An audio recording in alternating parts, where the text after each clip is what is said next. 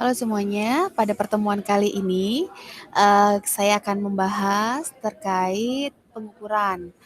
Ini ya, sebentar saya share dulu.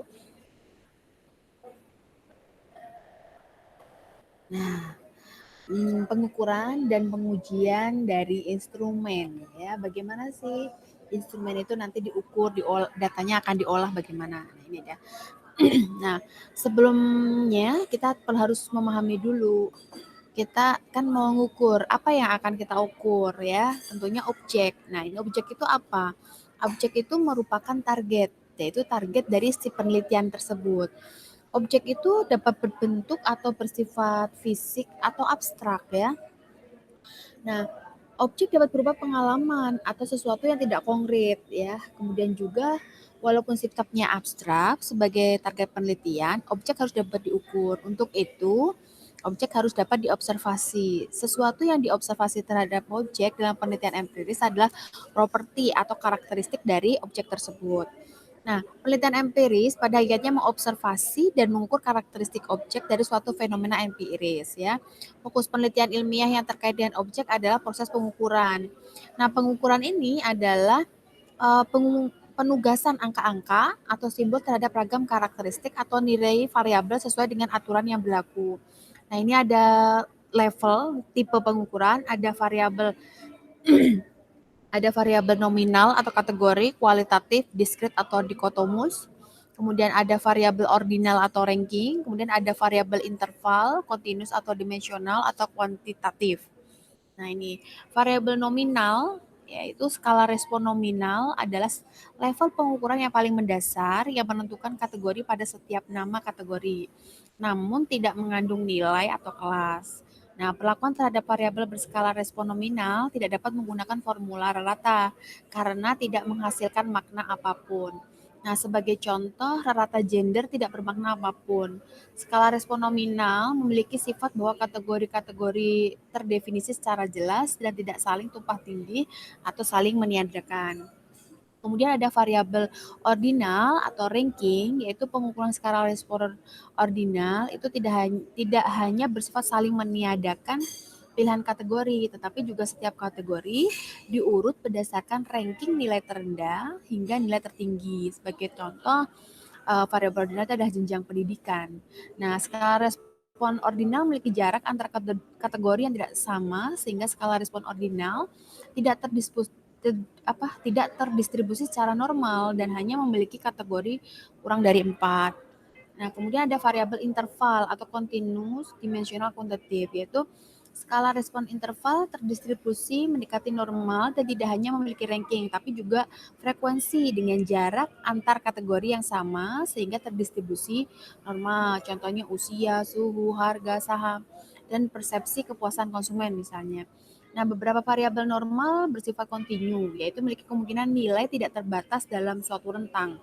Jika tidak kontinu, setidaknya terdapat 5 nilai ranking atau level yang mendekati distribusi normal, seperti 5 poin skala Likert ya. Nah, ini contohnya karakteristik dan contoh skala pengukurannya. Karakteristiknya nominal, non-ordinal, kategori murni, nama dan label. Etnik, agama, warna rambut ini masuk pada variabel nominal. Kemudian dikotomus yaitu ordinal atau tidak, gender, skor nilai tinggi versus rendah.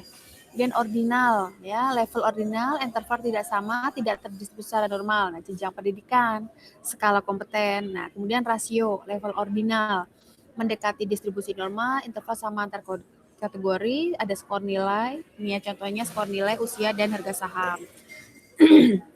Jadi sebelum kita nanti membuat kuesioner ya instrumen, tentunya kan harus ada kita ngukurnya pakai skala apa? Apakah skala rasio, nominal, dikotomus, atau ordinal seperti itu. Nah, biasanya kita pakai skala rasio 1 sampai 5. Misalkan 1 itu sangat tidak setuju, 2 tidak setuju. Nah, 3 misalkan setuju atau ragu-ragu misalkan, 4 setuju, 5 sangat setuju, itu masuk rasio. Nah, kalau misalkan kita kan ada karakteristik si responden nih, misalkan dia laki-laki atau perempuan, berarti itu masuk variabel nominal seperti itu. Jadi kita harus jelas dulu kenapa sih kita harus tahu nominal, dikotomus, ordinal, dan rasio. Karena kita yang kita ukur tuh itu.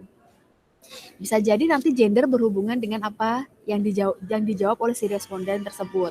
Seperti itu. Nah, selanjutnya untuk mengukur instrumen itu kita harus harus mengukur validitas dan reliabilitasnya. Nah, validitas itu adalah kriteria utama keilmuan suatu penelitian. Validitas itu menunjukkan apakah hasil penelitian dapat diterima oleh khalayak dengan kriteria tertentu. Nah, karena penelitian empiris itu berusaha mengoptimalkan pencapaian validitas tersebut. Kalau validitas itu contohnya begini, kita sudah benar atau belum sih ngukurnya, benar atau enggak. Misalkan kita mau ngukur berat badan, tidak mungkin dong kita menggunakan penggaris. Nah, kita harus pakai alat ukur yang benar, berarti menggunakan timbangan. Nah, itu disebut dengan validitas. Jadi kita tidak mengukur sesuatu itu harus yang tidak tepat, jadi harus tepat. Misalkan kita mau mengukur tinggi badan, tidak mungkin kita mengukur menggunakan timbangan, tentunya pakai penggaris ataupun pakai papan ukur gitu, seperti itu. Nah, sedangkan reliabilitas itu menunjukkan tingkat konsistensi atau stabilitas alat ukur atau instrumen penelitian dalam mengukur suatu konsep atau konstruk. Nah,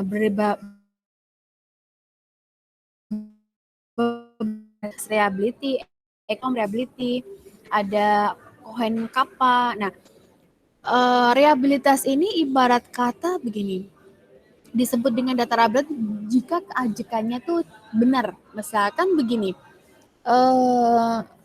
kalau kita tidak reliable itu misalkan gini, ada 10 orang itu ngacak gitu, jawabannya semua berbeda. Kalau reliable biasanya misalkan 30% atau 50% dia jawabannya tuh hampir sama gitu.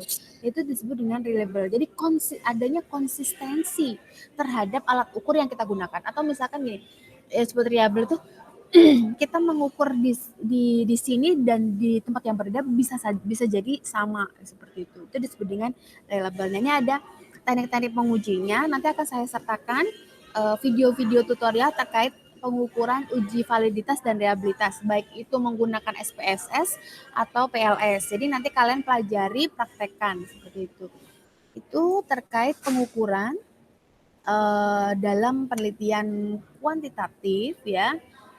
Pengukuran dan pengujian instrumennya. Semoga Anda bisa memahami. Nanti kan akan ada tugas bagaimana mengolah data. Jadi kalian nanti bisa mempelajarinya. Nanti saya berikan tutorial-tutorialnya untuk menggunakan SPSS ataupun menggunakan Smart PLS. Ada kategori-kategorinya. Kalau kita menggunakan Smart PLS, minimal datanya itu 35 ya sampai 50 itu minimal datanya. Nah, kalau SPSS itu tidak harus sampai sebanyak itu juga bisa. Jadi ada datanya. Kalau paling mudah sebenarnya Smart PLS ya, karena kalau Smart PLS itu valid dan tidak valid tidak perlu mengukur ulang. Kalau SPSS ketika tidak valid satu pertanyaan dihapus, maka dia harus mengulang hitung ulang. Jadi nanti kalian bisa membandingkan mudahan menggunakan apa. Itu saja terkait pengukuran dan pengujian instrumen. Semoga kalian dapat memahami. Sampai ketemu di video materi selanjutnya. Terima kasih.